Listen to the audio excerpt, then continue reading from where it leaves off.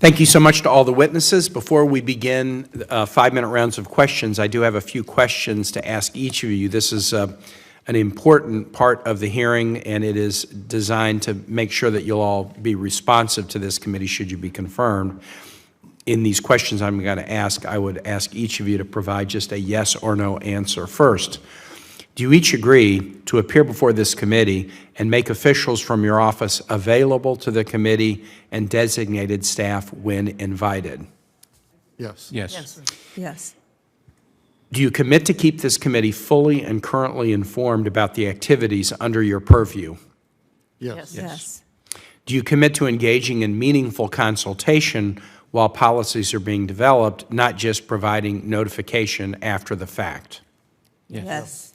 Do you commit to promptly responding to requests for briefing and information requested by the committee and its designated staff? Yes. Yes.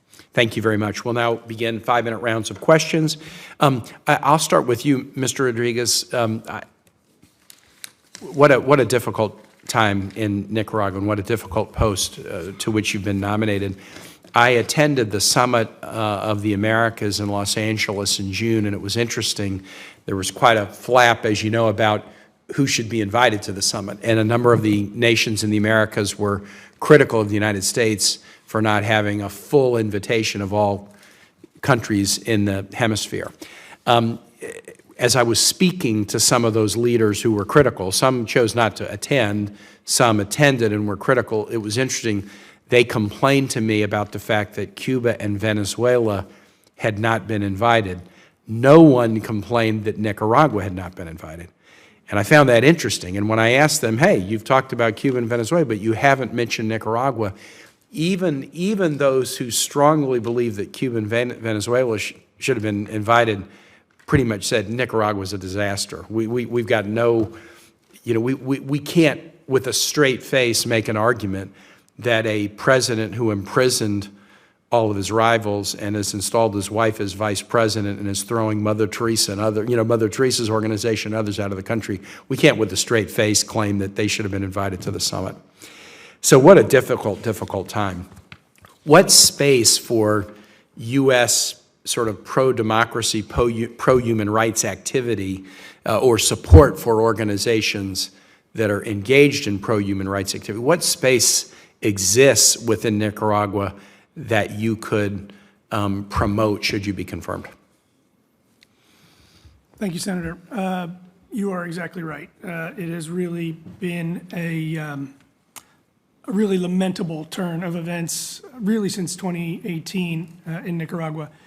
The space has been increasingly limited. However, we still maintain a strong and well-led USAID contingent in country, working with those human rights defenders and other NGOs that continue to operate in country, and increasingly working with those who are operating or directing operations from outside of the country. So those spaces still exist. And if confirmed, I look forward to redoubling our efforts to make sure that those voices are able to be heard across Nicaragua and across the region. You mentioned the opinion that our neighboring countries across the region have for Daniel Ortega and for the really terrible, undemocratic turn the country has taken. That's a huge opportunity for us. Bringing that opinion forward from our neighbors in the region, elevating that sentiment, elevating those voices, has a big effect, not just across Nicaragua, but also on the government of Nicaragua. They are increasingly becoming a pariah state within the region, and I think we need to focus on bringing along that regional support to help raise that additional voice and those additional pressures on the government of Nicaragua. Thank you very much. I want to turn now to Mr. Fouché and Ms. Bond. Three nations in the region, the democracy trend is in the right direction, and they have significant energy resources at a time when there's global energy insecurity. Guyana, Suriname, Trinidad and Tobago. Senator Rubin and I just had a meeting with the president of Guyana, President Ali, right before this hearing began. He was in our office, and it was a productive visit. Guyana had a proposal on the table for an IDB loan to develop their natural resources.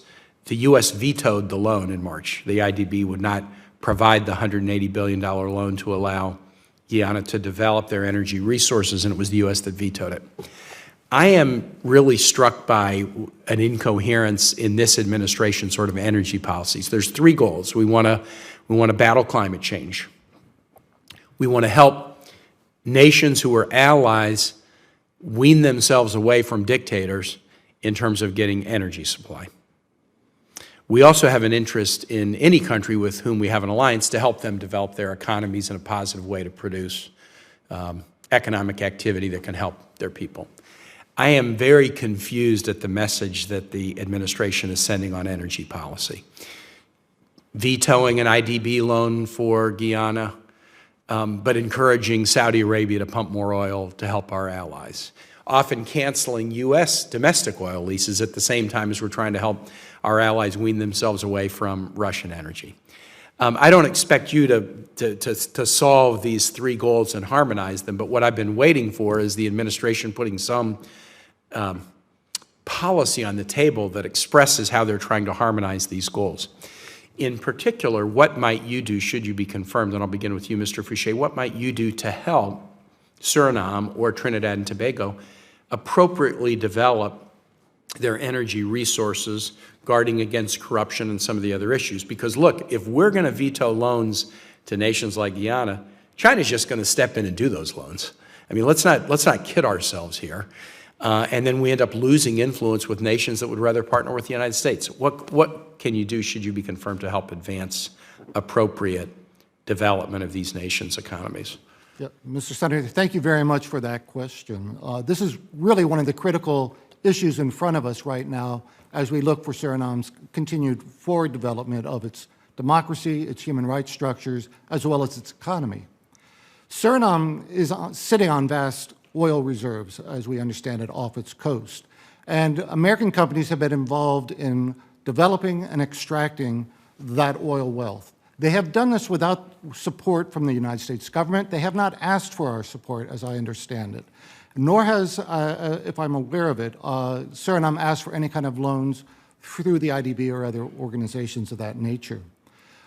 My role, if I'm confirmed as ambassador, is to ensure that American companies can continue to compete for those oil licenses and contracts in the region, and make sure that there's a fair and level playing field for that form of competition, so that they do not lose out to countries like the PRC and others who might then be able to influence Suriname in negative ways. I would note, however, that Suriname's move toward democracy predates the discovery of oil off its shores.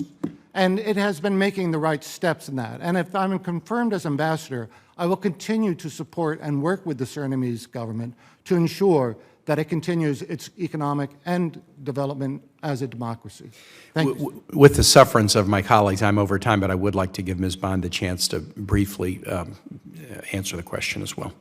Yes, this is an important issue that came up in the Summit of the Americas, and the Vice President brought forth a new U.S. Caribbean initiative that would really look at energy security and the development of 3 specific areas and taking a regional approach as opposed to an individualized country approach. So focused on energy security, focused on food security as well as finance.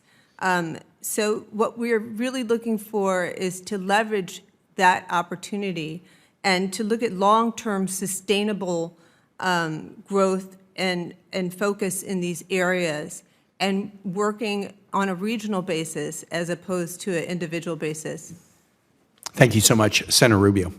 Thank you again all for coming.